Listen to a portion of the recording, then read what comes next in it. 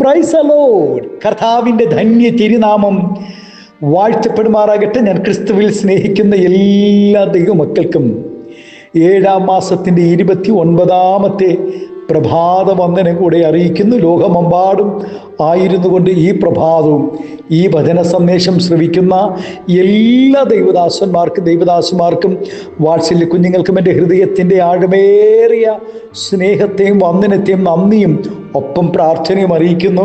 പ്രാർത്ഥനയോടുകൂടെ ഈ പ്രഭാതവും വചന സന്ദേശത്തിലേക്ക് നമുക്ക് പ്രവേശിക്കാം.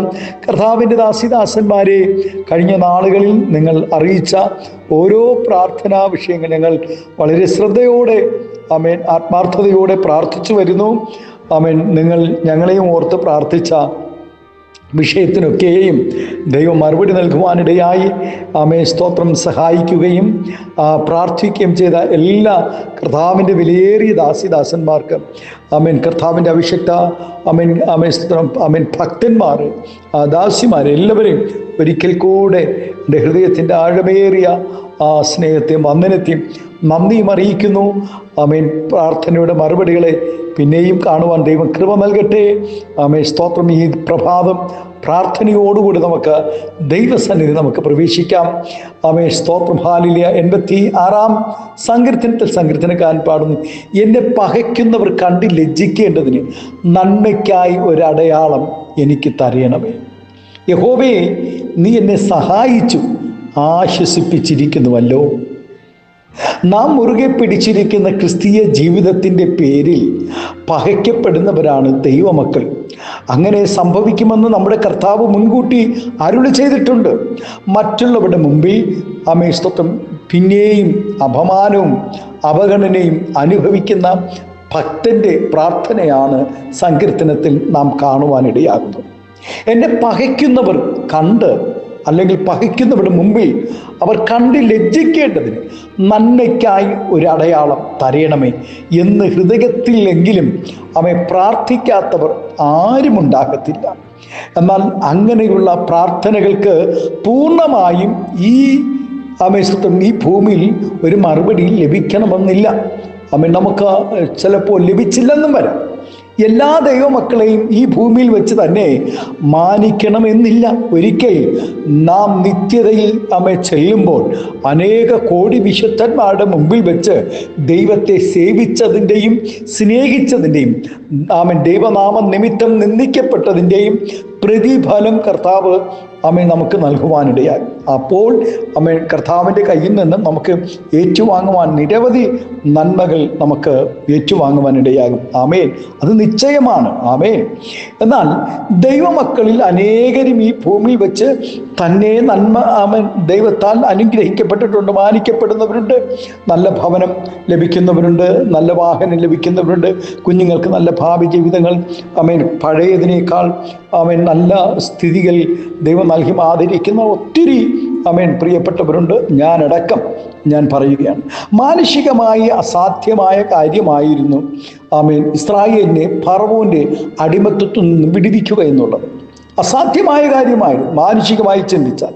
എന്നാൽ ദൈവം അമാനുഷികമായി പല കാര്യങ്ങളും അത്ഭുതകരമായി മിസ്രൈമിൽ നിന്ന് പ്രവർത്തിച്ച് ഇസ്രായേലിനെ വിടുവിക്കുകയും ഭയങ്കരമായ മരുഭൂമിയിൽ കൂടെ 40 വർഷം ശ്രേഷ്ഠമായി പോറ്റുകയും ചെയ്തു.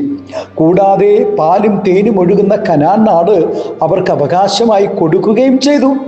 കനാൻ നാട്ടിൽ പ്രവേശിച്ച ജനങ്ങളും അവരുടെ വരും തലമുറകളും നശിച്ചു പോകാതെ എന്നേക്കും നിലനിൽക്കണമെങ്കിൽ ദൈവവചനം കൃത്യമായി പാലിക്കണമെന്ന് ദൈവവചനം കൽപ്പിച്ചു. പ്രിയ ദൈവത്തിലെ, ഇന്ന് പ്രഭാതം ആത്മാവിൽ ഞാനൊരു ദൂത് പറയട്ടെ. ദൈവ കൽപ്പനകളെ അനുസരിക്കുന്ന എല്ലാ ദൈവമക്കൾക്കായി ദൈവം ഈ 2026 തന്നെ ചില അത്ഭുതങ്ങളും അടയാളങ്ങളും നിങ്ങളുടെ ശത്രുക്കൾ, നിങ്ങളെ പകച്ചവർ കണ്ട് ലജ്ജിക്കുന്ന നിലകളിലേക്ക് ദൈവം മാറ്റും. അതിന് സംശയം വേണ്ട.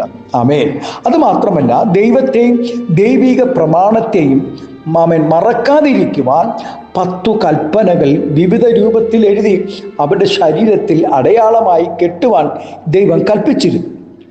ദൈവമാണ് തങ്ങൾക്ക് സ്വസ്ഥത തന്നതെന്നും ആകയാൽ ആഴ്ചയിൽ ഒരു ദിവസം എല്ലാ ജോലികളിൽ നിന്നും വേർതിരിഞ്ഞ് ദൈവത്തെ ആരാധിക്കണമെന്നും ഉള്ളതിൻ്റെ അടയാളമായി സബത്ത് പ്രമാണിക്കുവാൻ കൽപ്പന ഉണ്ടായിരുന്നു.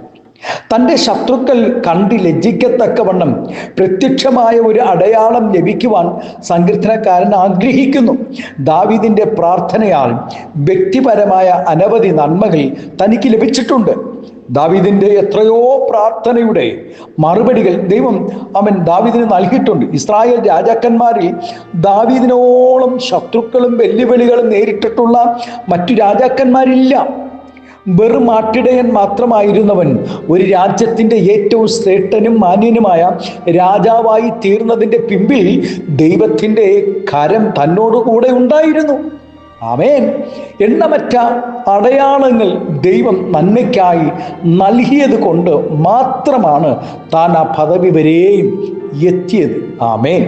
ദാവീദ് മാത്രമല്ല, ദൈവത്തിലെ ദൈവപ്രസാദമുള്ള എല്ലാ മനുഷ്യർക്കും, ദൈവത്തെ സ്നേഹിക്കുന്ന എല്ലാ മനുഷ്യർക്കും നന്മയ്ക്കായി ദൈവം ചില അടയാളങ്ങൾ നൽകി കൊടുത്തിട്ടുണ്ട്. ആമേൻ. തിരുവചനം അത് വെളിപ്പെടുത്തു. യാക്കോബിൻ്റെ 12 മക്കളിൽ വെച്ച് യോസഫിനെ അപ്പൻ അധികം സ്നേഹിച്ചത് നിമിത്തം യോസഫ് കണ്ട ദർശനം തൻ്റെ സഹോദരന്മാരോട് പറഞ്ഞത് നിമിത്തവും അവൻ്റെ സഹോദരന്മാർ യോസഫിനെ അധികം പകച്ചു, ഏറ്റവും പകയ്ക്കുവാനിടയായി. അതേ തുടർന്ന് യോസഫിനെ പൊട്ടക്കിണറ്റിലിടുകയും പിന്നീട് മിസ്രൈമിയ കച്ചവടക്കാർക്ക് യോസഫിനെ വിൽക്കുവാനിടയായി. വിൽക്കുകയും ചെയ്തു. അവർ അതിനുള്ള കുറച്ച് പൈസയും മേടിച്ചു. അങ്ങനെ യോസഫ് മിസ്രൈമിലെത്തി. യോസഫിൻ്റെ നിലവിളി സഹോദരന്മാർ കേട്ടില്ലെങ്കിലും ദൈവം കേൾക്കുവാനിടയായി. ആമേൻ. ഹല്ലേലൂയ. പൊട്ടക്കിണറ്റിൽ കിടന്ന യോസഫിൻ്റെ കരച്ചിൽ, മിസ്രൈമിൽ ഏകാന്തതയിൽ അകപ്പെട്ടുപോയ അപ്പനും അമ്മയും സഹോദരങ്ങളും ആരുമില്ലാതെ സ്വന്തം ദേശം വിട്ട് ഒറ്റപ്പെട്ടു പോയ ആ ബാല്യക്കാരൻ്റെ നിലവിളി സ്വർഗം കേൾക്കുവാനിടയായി. തന്നെ പകച്ച സഹോദരന്മാർ കണ്ട് ഭയപ്പെടത്തക്കവണ്ണം ദൈവം യോസഫിന് നന്മയ്ക്കായി ഒരു സിംഹാസനം കാലങ്ങൾക്ക് ശേഷം ഒരുക്കി വെക്കുവാനിടയായി. അധികാരങ്ങളും ഒരുക്കി മാനിക്കുകയും ചെയ്തു. മൊർദെഖായിയെ നോക്കൂ. മൊർദെഖായിയെ പകച്ച ശത്രുവായ ഹാമാനെയും അവൻ്റെ കുടുംബത്തെയും നശിപ്പിച്ചു. ശൂഷൻ രാജധാനിയിലും ദേശത്തെ സകല ജനവും കാണുകെ മൊർദെഖായിക്ക് നന്മയ്ക്കായി പല അടയാളങ്ങളും നൽകി ദൈവം മാനിച്ചു. യോബ് വലിയ ദൈവഭക്തനായിരുന്നിട്ടും അഗ്നിശോധനയുടെ അനുഭവത്തിൽ കൂടെ കടന്നു പോകേണ്ടതായി വന്നു. ഒരു കാലത്ത് ഹീറോയായിരുന്ന താൻ ഒരു ദിവസം സീറോയായി തീർന്നു. തൻ്റെ സ്ഥിതിക്ക് ഒരിക്കലും ഭേദം വരികയില്ലെന്നും താൻ ഇനി ഒരിക്കലും നന്മ കാണുകയില്ല എന്ന് പറഞ്ഞ് വിലപിക്കുന്നതായും തിരുവചനത്തിൽ കാണുവാനിടയായി. എന്നാൽ താൻ ചിന്തിച്ചതുപോലെയല്ല കാര്യങ്ങൾ നടന്നത്. പണ്ട് ഹീറോ ആയിരുന്നപ്പോൾ തനിക്ക് ഉണ്ടായിരുന്ന നന്മയേക്കാൾ ഇരട്ടി നന്മ പരിശോധനകൾക്ക് ശേഷം ദൈവം നൽകുവാൻ ഇടയായി. പ്രിയ ദൈവവേദിലെ, നാം നിരാശപ്പെട്ടതുപോലെയും കണക്ക് കൂട്ടിയതുപോലെയും ഒന്നുമല്ലല്ലോ ജീവിതത്തിൽ സംഭവിച്ചത്. അനേക കാര്യങ്ങളിലും നാം ദൈവപ്രവൃത്തി കണ്ടവരല്ലേ. നന്മ ഇനിയും കാണുവാൻ സ്തോത്രം ദൈവം ഹാലിൽ ഇടയാക്കും എന്നുള്ളതിന് സംശയം വേണ്ട. ഈ പ്രഭാതം സ്തോത്രം നമുക്ക് നിരാശകളെ വെടിയാം. ഇനി നന്മ കാണുവാൻ കഴിയുകയില്ല എന്നുള്ള നിരാശകളെ വെടിഞ്ഞ് ദൈവത്തിൻ്റെ വചനത്തിൽ പ്രത്യാശ വയ്ക്കാം, ആശ്രയിക്കാം. പകച്ച ശത്രുക്കൾ കാണുകെ നന്മ മാത്രമല്ല ദൈവവൈദ്യരെ ദൈവം തന്നെ ഭക്തന്മാർക്ക് ഒരുക്കിയിരിക്കുന്നത് അനവധി, ഒരു നന്മയല്ല അനവധി നന്മകൾ ഒരുക്കി മാനിപ്പാനിടയാകും.